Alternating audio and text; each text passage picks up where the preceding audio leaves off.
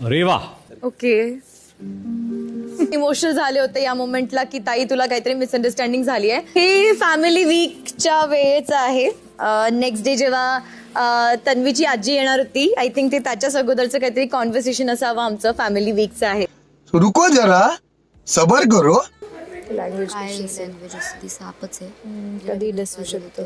शब्द पण खूप घाण प्रकारचे आहेत तिचे, ती खूप कंट्रोल करते. तिची आई एवढी भुळे म्हटल्यानंतर पण तिचं अपब्रिंगिंग थोडं वेगळं झालं असेल, वेगळे फ्रेंड सर्कल्स किंवा धोके भेटले असेल काही लाईफमध्ये, एवढे भेटले असेल.